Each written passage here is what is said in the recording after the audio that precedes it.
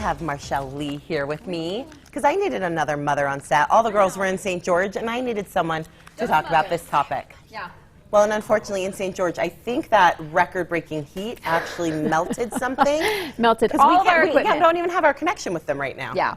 So basically what's going to happen is they are recording a few things. They're going to go live again in about 20 minutes. So we'll be back. We'll have them. So they'll be back. You'll see them more. But I'm excited because this is a topic I wanted to get to. And Yeah. now you get to learn about what you can do to help make mentally strong kids. So they talked to a psychotherapist for this article, and they said, what are we supposed to do? Because everything's been going on. We talk constantly about children's mental health.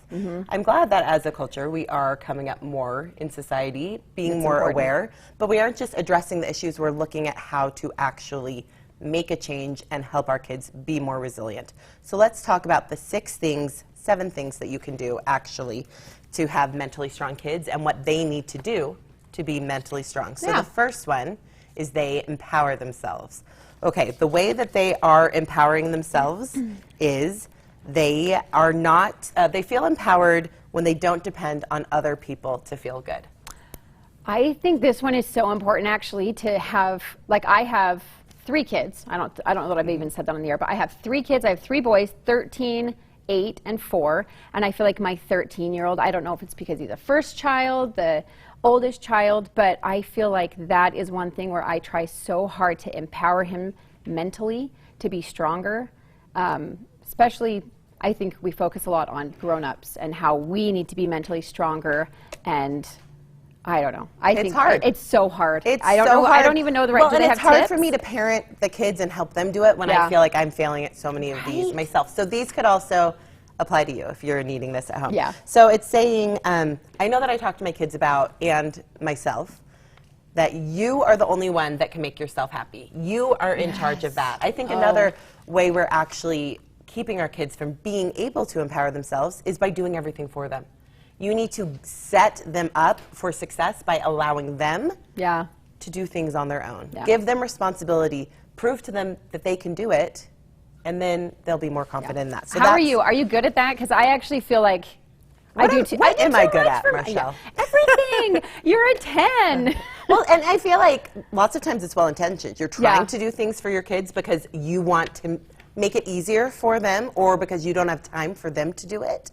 But I also think that by not letting them do it, you aren't helping them, you're actually hurting them. Yeah, you become like an emotional crutch and a physical crutch. You start doing everything for them to be well-intentioned, and I'm definitely guilty of that. No, yeah, and I'm getting burned out. You get burned out by doing it, especially with more than one kids. Okay, so you also are teaching them, all I can do is try my best. All I can do is my best. That's what, when my kids come home from a test, if they haven't gotten a great grade, I said, did you try your best?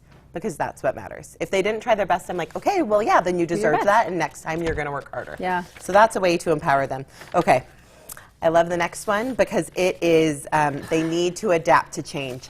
I still am trying to recover from any life change. I am so bad at that. Well, and we've had so much change in 2020, 2021, so much change. I feel like in a lot of ways the kids have been more mentally strong than the grown-ups. Kids are just so adaptable, and I feel like in some ways they're able to teach us how to change. Even with masks especially, I couldn't help but think when you're at school and I did not think kids would be able to wear their masks. No. And they did such a good They job. Better proved than a us lot of so grown-ups. wrong. I would So be wrong. driving them home from school and they're still wearing their masks. Yes. So they're better at adapting to change. Maybe this was a blessing in helping them to be better at change because it forced them to be better at change. Okay, the next one I have a really hard time with.